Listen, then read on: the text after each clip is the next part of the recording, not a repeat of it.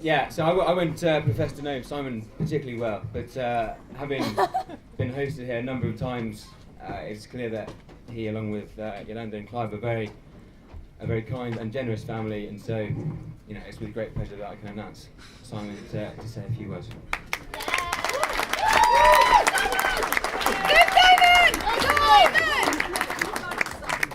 Thank you very much, George.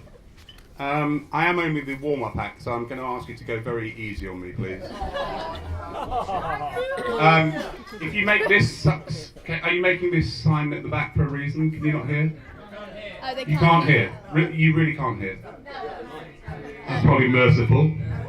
Drop the mic. Drop the mic.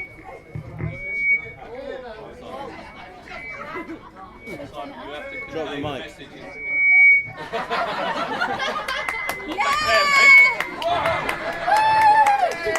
Turn it up a bit, Dad. There.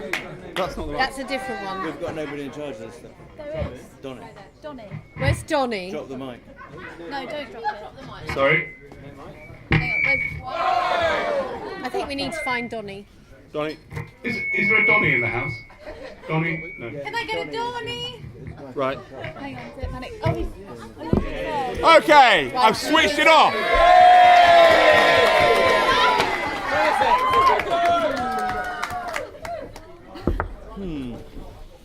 Can you hear me at the back?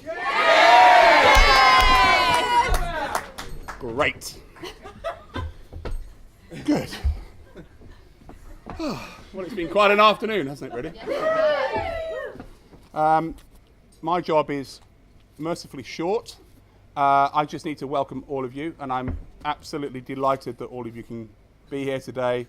I've watched people around the table, and everybody seems to be getting on famously, and your idea of doing the fact and fiction at the start seemed to work quite well, without too much embarrassment for anybody, I hope.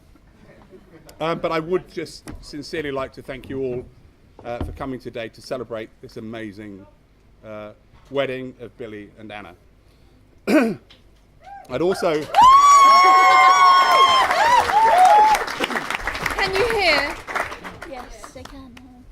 If I'd like to, first of all, thank specifically Sam King for being a brilliant best man today, Sam.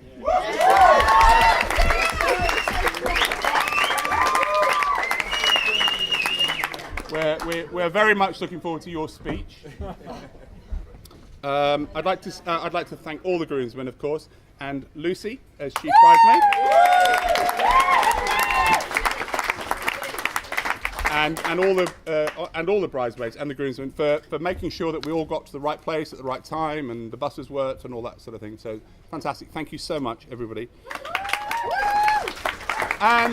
And you can all applaud yourselves, because I'd like to thank all the friends and family for doing such a great job of being here and being such fun and smiling and looking so lovely. So big thanks.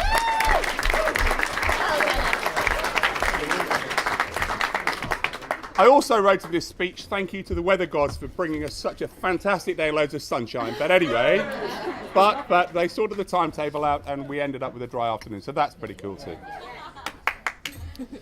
I have to thank Sue and Andrew for being such great support to us in organising all of this and just being there for us. And it's lovely to see the two families getting together, and thank you, both of you. Thank you so much.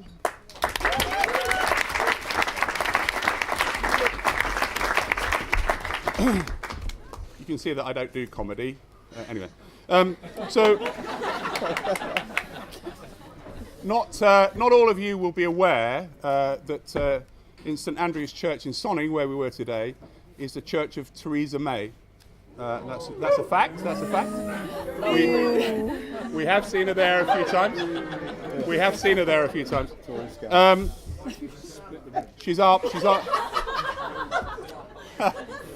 She is our Prime Minister. When I wrote this, I wasn't quite sure whether she would be our Prime Minister, but she still is our Prime Minister, at least for now. And her mantra for the last election campaign was what? Strong and stable. Strong and stable. Strong and stable. Which actually, despite all the Mickey taking, I just think is a great maxim for a wedding, a marriage. Sorry, a marriage. Strong and stable. Strong and stable is what we wish you. there's that strong and stable, and the willingness to compromise, listen, learn from each other, and there is quite a lot to learn, Billy. Actually, before I got married, I didn't even know there was a correct way to put the milk in the fridge. Now I do. I did do a tiny bit of research for this day and for this speech, and the significance of the being at church and all of those things. And there are three main elements to a wedding service in an English church. First is the aisle, which is the longest walk you will ever make, and I know that today. It was very long. It's very slow. We did it well. There's the aisle, and then there's the altar, where two people become one. And the third is the hymns, which is there to celebrate the marriage. And I hope for Billy's sake that this explains why I could hear Anna most of the afternoon whispering, aisle, altar, hymn. Aisle, altar.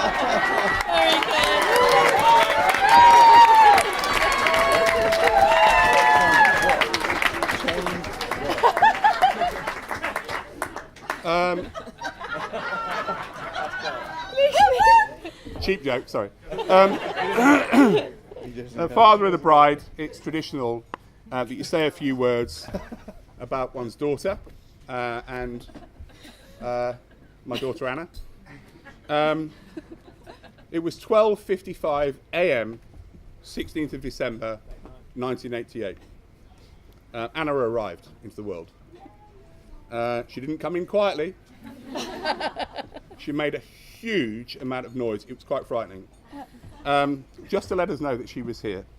And all of Anna's friends that are here right now, I'm sure you'll be very familiar with that particular trait. When Anna's in the room, you know she's here. Now, it is also traditional to tell embarrassing stories about one's daughter. And I'm going to break the tradition because I actually don't want to do that. Other people can do that today. We've got other speeches. I know, disappointing. But I really don't want to because, and I've got to try and get through this, so you've got to bear with me.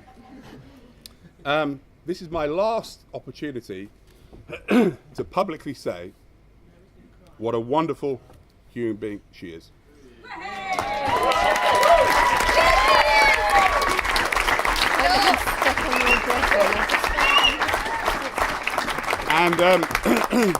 And to celebrate all her qualities.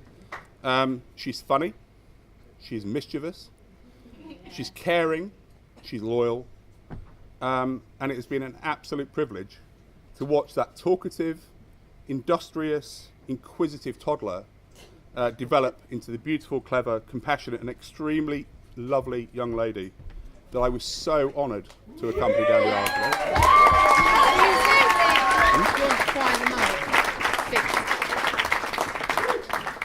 You've given us so much to make you proud of us, Anna. And I know that Billy will be proud to call you his wife.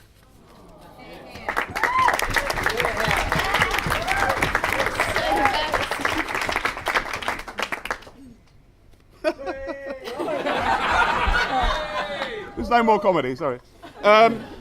It's a day of celebrations and congratulations. And the congratulations must go to Sue and Andrew for producing such a fine young man as Billy.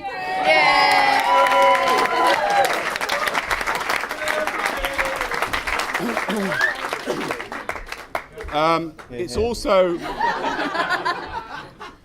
sort of mandatory to talk about your son-in-law as well, and I've got to do that and say a few words about Billy. And also this is the point at which one welcomes your son-in-law into the family. And actually, it's a bit late because Billy, that's not supposed to be funny. Billy's from day one, he was like a son to us. He was like another son to us. He borrowed my tools. He left his shoes all over the house. He drank my wine. Just like a son should, really. Most of you, and pretty much everybody in this room, knows that Billy was formerly a professional rugby player. He had a reputation as being very determined and combative. He had an ability to defend himself, but he never talked back to those in authority. And all of these are pretty essential qualities for anybody who wants to marry my daughter. Right, but just to be serious, despite his occasional appearance, Billy is a kind, very caring, warm-hearted man who loves my daughter Anna, and I know what a great son-in-law he will be.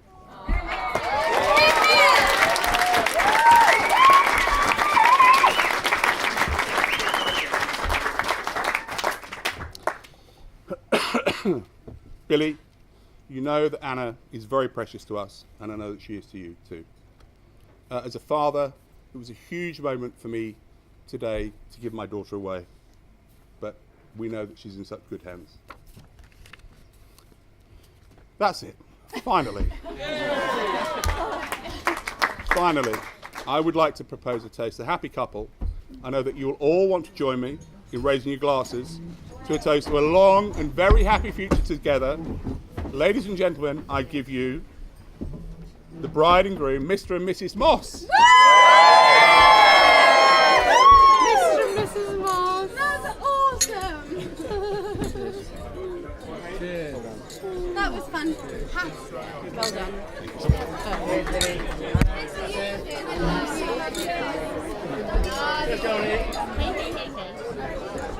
Have a great future, Clive.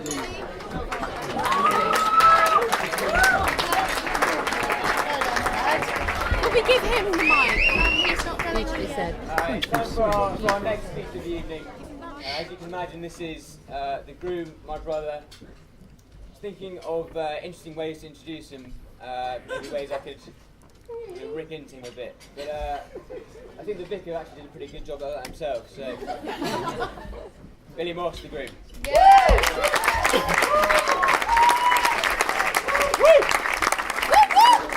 If I use this, can everybody hear? Birdies, actually. Is that all right? Right. Could those that blatantly ignore the rules printed on the menu come inside, please?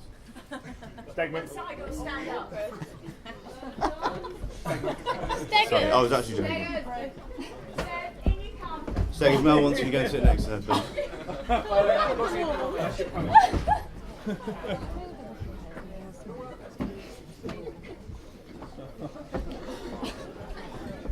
Right.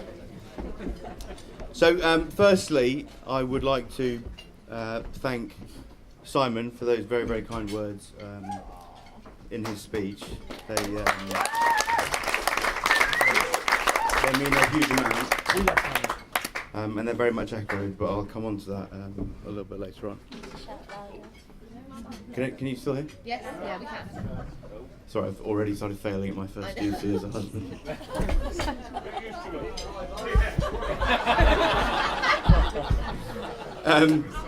But in all seriousness, so on behalf of my stunning new wife and I,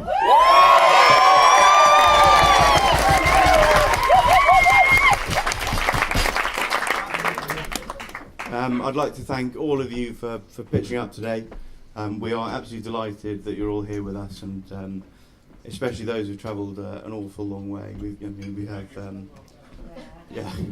Mel and Colin that live next door. But no, seriously, the Ramsdale's all the way from Italy. We've got Chapper's just moved to LA, looking very slick. The Ramsdale's from Italy. Pers on Tebe, again, very Mediterranean. And a lot of Northerners as well. And Kendra as well. Kendra, although she only lives in Essex, still misses the turning. And the I think it was Bristol she got to this time. And the Campwells as well. Thank you very much for travelling all the way over from Chicago. It means a lot that you're here.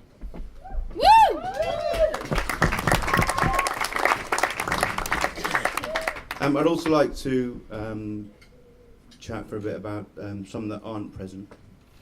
So,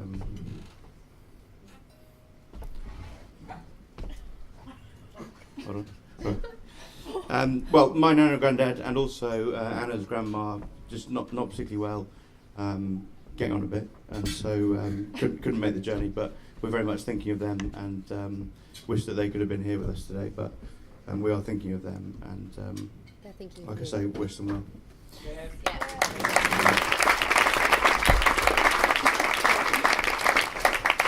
I'd also like to mention Anna's other grandma, Babcia. Babcia, for those of you that don't know, is Polish for grandma. And Babcia is very close to Anna, meant a lot to her, and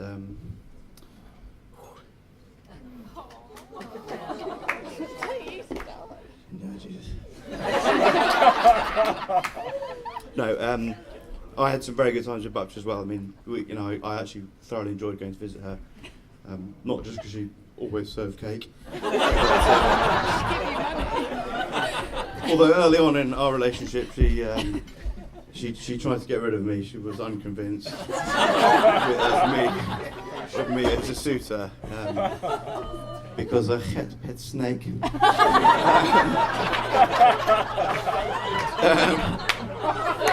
But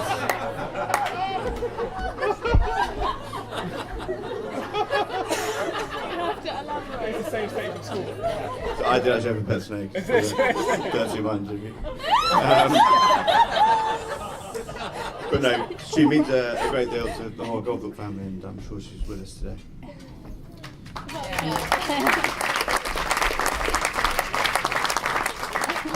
And I'd also like to mention my granddad, Jerry, who I was very close to, and means an awful lot to me. Sorry, it's getting boring. Because I learned a lot from my granddad, and one of his best characteristics was the ability to make anybody he met feel very, very comfortable, and he had the ability to talk to anybody, and it's a great skill. And I remember early on, again in our relationship, one of the tests I put Anna through was taking Anna to meet Jerry, and he took us out for a lovely meal. And we were chatting away. We just ordered. We were chatting away, and he was asking Anna where she was from, and Anna said, "I was live in Henley." Yada. And my granddad said, "Oh, it's a lovely river museum," and etc. etc. And there's some very nice restaurants near Henley. Very nice indeed. The Waterside is a very, very nice restaurant. And then he said, "Oh, there's a very nice restaurant owned by that very, very creative cook.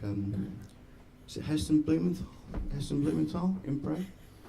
And Anna said, "Oh yes, have you been to the Fat Fuck?"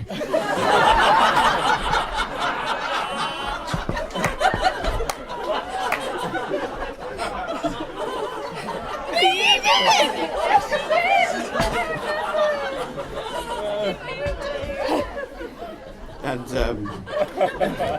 he said, "No, I'm not the pleasure of being there, but very good." So my first toast is just to Babcia and Jerry.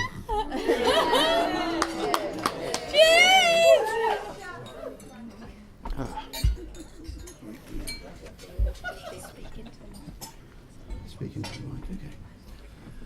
Right, moving on. Simon and Yolanda.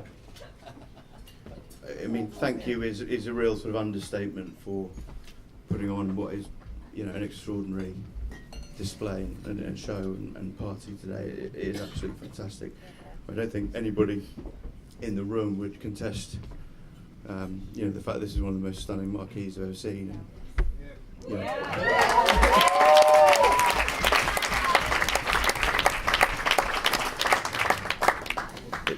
Genuinely, it's this sort of thing doesn't come together by accident.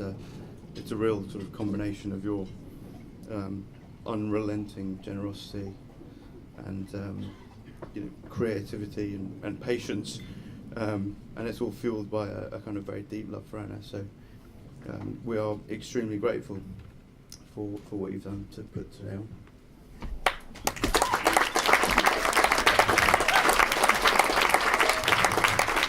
But the process was fun. The process was a fun one. We had a good time when we sat down to decide how much booze to order. We basically said, how much gin do we need? for Billy's mates to come and drink and have a good time, and everybody write it on a card and then reveal how much you think will basically take the average. So I went first, 32. 32 litres of gin should be enough. Maybe a bit high. At the time, Jacko wasn't coming. So.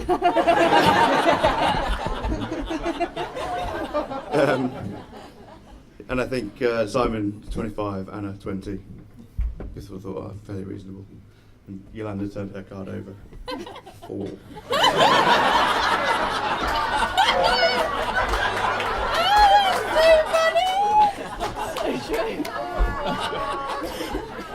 Simon drank that on the. But no, and then a personal thank you from me as well. As you said, I mean, in your own speech, the way you kind of welcomed what was essentially a sort of balding middle-aged man early on was incredible, and it's it's very difficult to. Yes. It's very difficult to describe how welcome I felt very, very early on, and we spent a lot of time together, and it's never a chore. I absolutely love it, and I look forward to a lot more.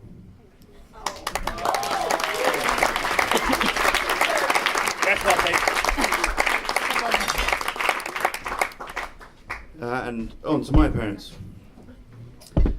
I mean, again, initially I have to just thank you for your contributions to today, and Mum especially for harvesting most of Maynard's.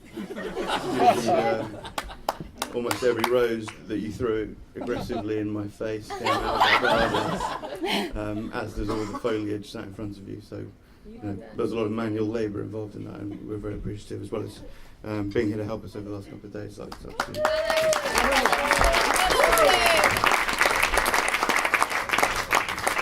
And then also, a wider thank you, obviously, from me and Anna, for raising me.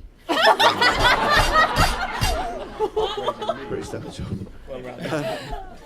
Certainly well-rounded, as you see.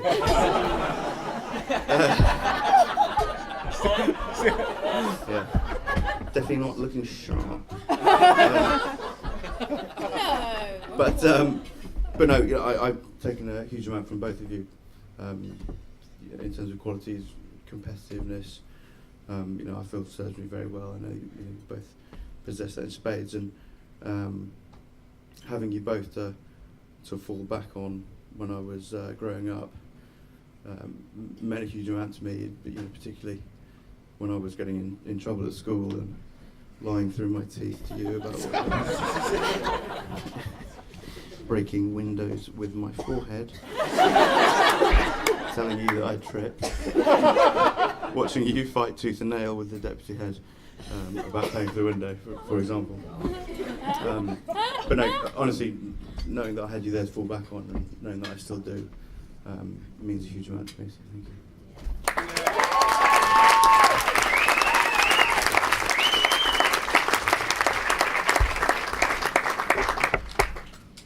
Ushers. Done nothing. Choosing you guys to be my ushers was fairly straightforward. I actually admire all of you in very different ways. You're all a very different mix of people, possess a lot of great qualities, and I do genuinely admire all of you for individual things. And it means a lot to me today that you were here to usher for me. One of the ushers actually emailed me during the week saying that he was going to charm the fuck out of my guests. Who was it? We have to guess.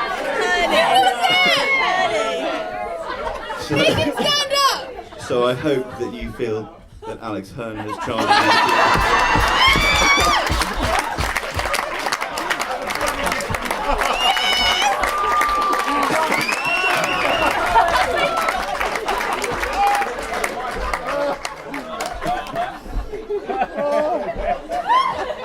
Well done, Alex. is so good. But what genuinely means a lot to me as well is that we are a full complement of ushers today. I'm not going to dwell on it because he doesn't want me to, but Ed is a moron. And we're just delighted that you're here with us today. So that's something.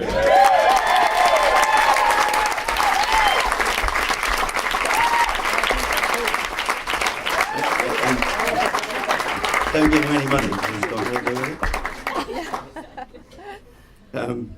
And then obviously I wanted to mention Sam, my best man, who isn't listening, he's reading a speech. But, he was a shoe-in for the job, and genuinely like an absolute no-brainer. He's been my best mate ever since we were met on our first night in Exeter. We've sort of seen the best and the worst of each other over the years and come through it. Still mates. I don't think we've ever really fallen out over a lot. So, I can't thank you enough for being essentially such a good bloke. I mean, everybody that knows you in the room, it essentially says like you don't meet a better bloke than Sam. I mean, you generally don't meet many blokes like Sam. I mean, most people don't hang around in student nightclubs.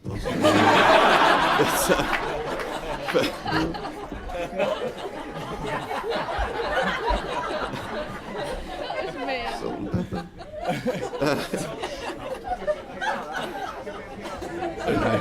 I have to say a huge thank you for everything you've done for us today, for Anna and I, and also for organising what was a whirlwind of a stag night. Stag weekend. It was horrific, and I thank you very much.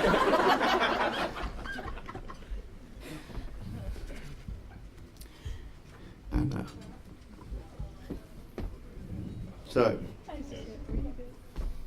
I have been quietly looking forward to this day for a very, very long time. After years of being a professional athlete, I'm now married and can let myself go.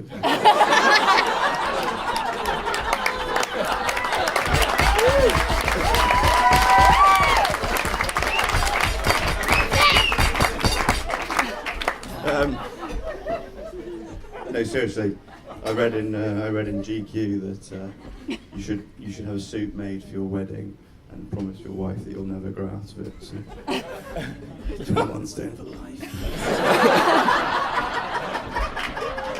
I promise. It's so funny.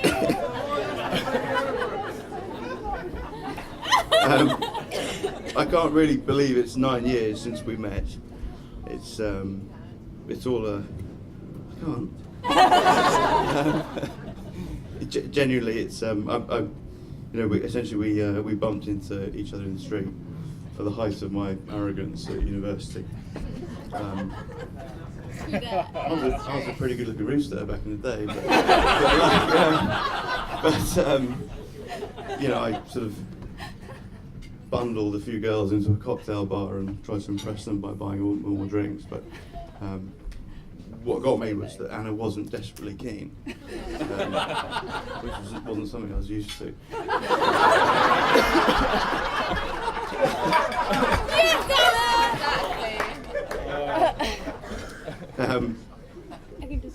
But literally over the next sort of few months, we quickly started to realise that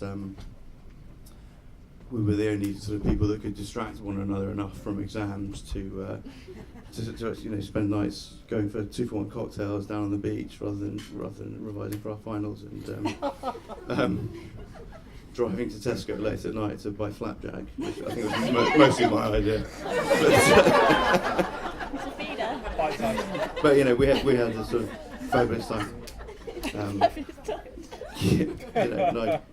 I knew very early on that I had found someone special, and I'd never met anyone before that would feed me flapjack on demand. But there are some misconceptions about our relationship. I mean, most people look at us and A, think that I'm punching a bit,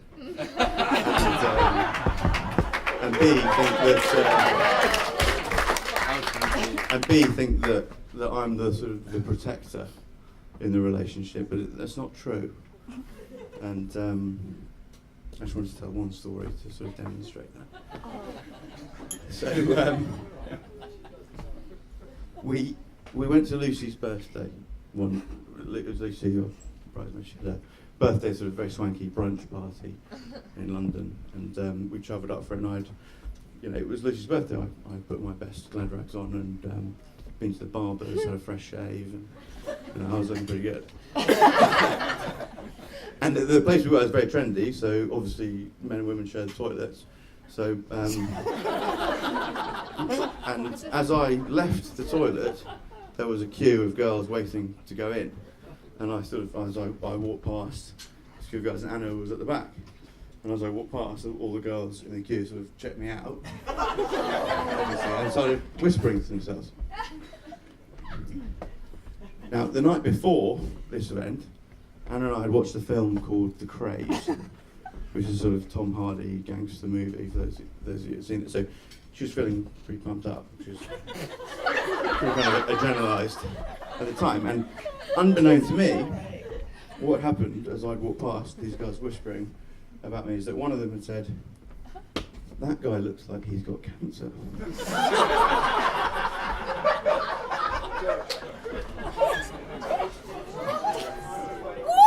Now, what then?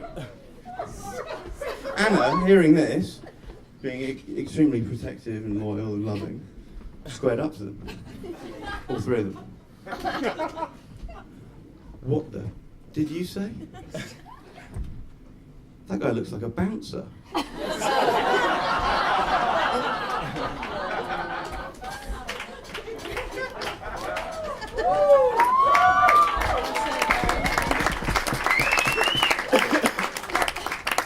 But back to the kind of serious stuff. Anna has also been there for me through some difficult times, and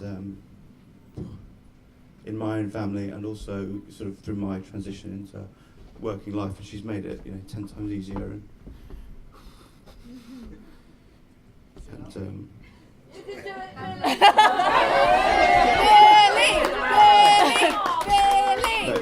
And I wouldn't know. I don't know what I'd do without you. And what I know is that all my happiest memories with you.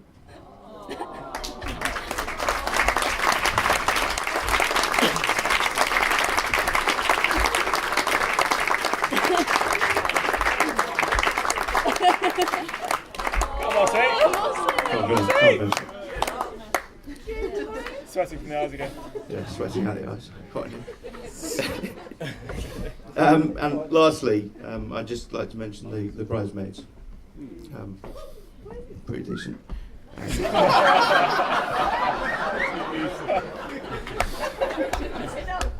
Yeah, enough said. What's amazing is that you're all my best mates as well, as well as Anna's, and it's, that means a lot to me. And having you there today with us is really special. And Lucy, I just want to give you a kind of special mention because we are the Three Musketeers. We've had some amazing times together. So love you too. So I'd like to finish on an upstanding toast to the bridesmaids. To the bloody bridesmaids! To the bloody bridegroom! Bridesmaids. Beyond compare. That was absolutely phenomenal. Well done, Billy. Sorry, darling. Billy, fantastic.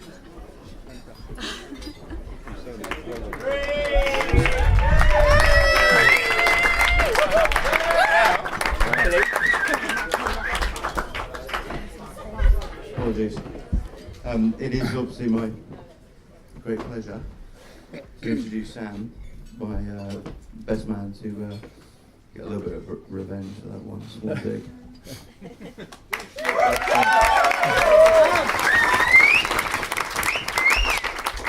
Good evening all. Just quickly, before I begin, Anna, you look incredibly beautiful today.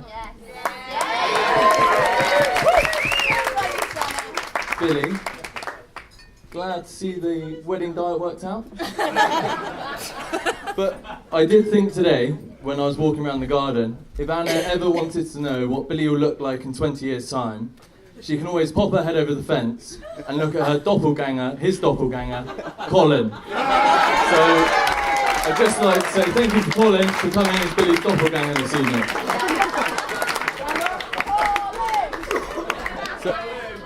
Unlucky, Anna. Allow me to introduce myself. I'm Sam King, one of Billy and Anna's best friends, and have been bestowed the honour of being Billy's best man. To begin, I would like to thank everybody involved in what has been a wonderful day and what promises to be a memorable evening. To the bridesmaids, to the ushers, Billy's parents, and last but not least, Simon and Yolanda. I'm sure for many of you this is not the first time you've been hosted by the wonderfully generous Goldthorpes.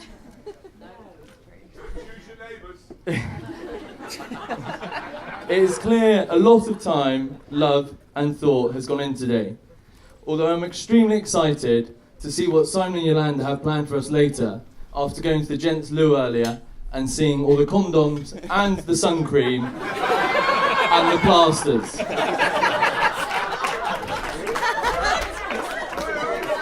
So we're all in for a treat. I was absolutely honoured and pleasantly surprised to have been asked in this very garden by Billy on the 13th of February to stand next to him at the altar as he married the stunning Goldie. I suspect, having started the infamous Foreplay Events Company with Mr. Moss himself 9 years ago, Billy was assured I could organise a decent night out for his stag. Big money player? Free table and bottle embargoes, anyone? Now, for many of you that know Billy well, you will know one of his greatest passions is for wildlife.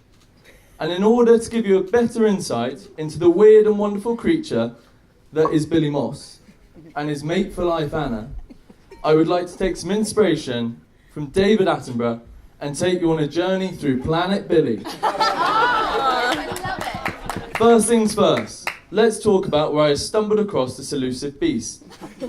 Billy's natural habitat was in the southeast, namely Kent. But it was actually in the southwest where I encountered all 20 stone of Billy for the first time, after he completed his first migratory flight. After a rough landing, where Billy crashed his brand new Fiat Punto, within hours of being in Exeter, we began a symbiotic friendship. Billy quickly established himself as the alpha male Billy Big Bollocks, as he settled into his new habitat. In true peacocking style, Billy went straight into the first 15 rugby team, proving his manly prowess. Now let me take you back to a balmy evening in 2006 where Billy made himself well known to campus security. The university was under construction at the time, and Billy decided to help them out by throwing some felled trees. However, campus security didn't quite see it as a helping hand, and proceeded to chase Billy around the campus.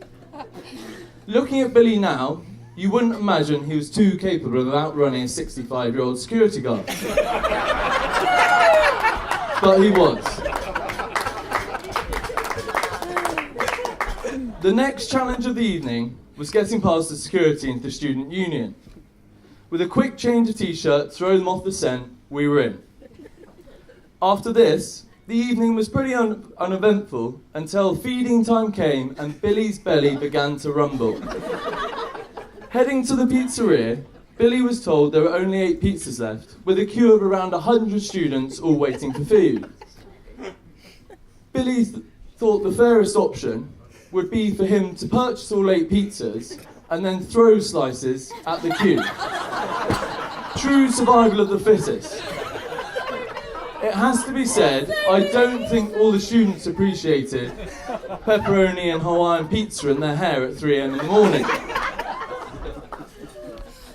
Now, throughout the years, I've observed some important feeding patterns displayed by Billy as well as his passion for feeding others. More commonly known as the big board chef, Billy loves to provide food for his pack. Whether it's cooking up a storm on the big green egg, his favourite tool, or lacing takeaways with mashed up bird's eye chilies for Matthew Thomas, every one of Billy's meals is memorable. Billy has always been a fan of growing his own food, and this became very clear in second year. When most students would buy a PlayStation, a beer fridge, or a big TV, Billy decided to contribute to our house with a West Sussex chicken, so he could have fresh eggs every day.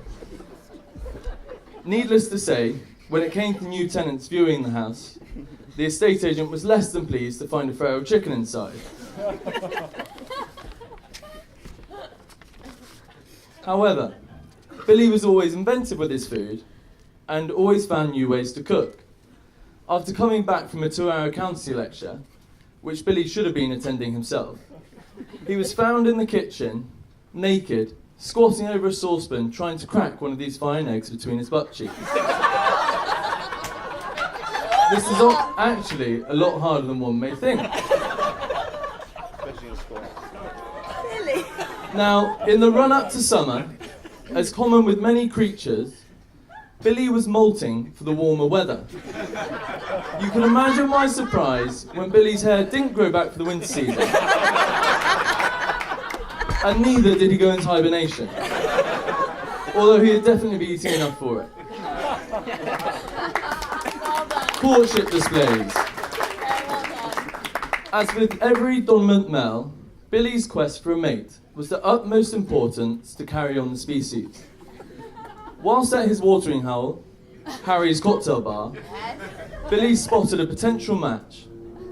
To attract the Goldie species, Billy ordered a number of cocktails to initiate the sexual selection and to make Anna more amenable to his attempts. Once Goldie's interest was piqued, Billy sounded his unique mating call. Whilst caressing his shirt, he asked Anna, "What does this feel like to you?" Billy followed up with boyfriend material.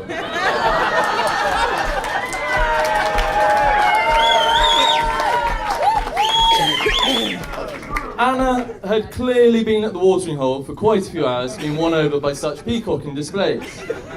However, the love story had just begun. Billy clearly thought he had found his match and was keen to impress the beautiful Anna.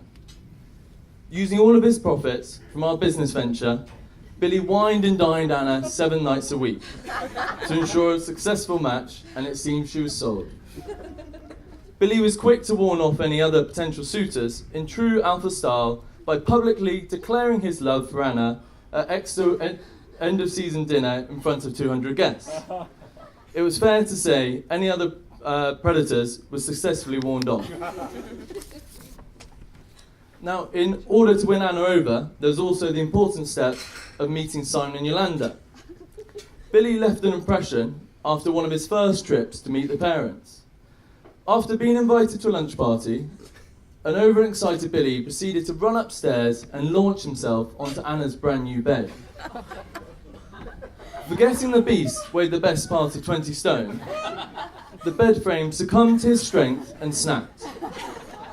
Now imagine Billy's embarrassment after meeting Simon and Yolanda for a couple of minutes and having to explain to them how he had managed to break the bed within an hour of being in their house. So with this in mind, Anna has had her work cut out domesticating the wild beast that is Billy Moss. From the untamed mammal that could be found in Vegas, dancing on a podium in a gold thong,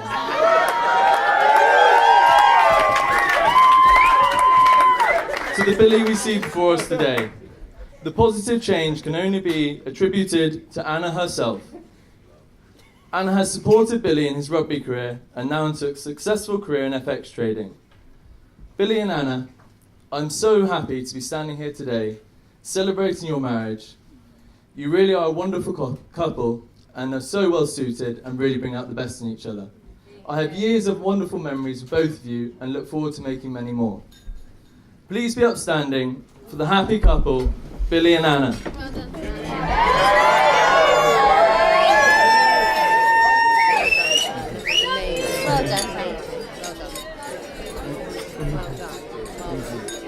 Well done, thank you.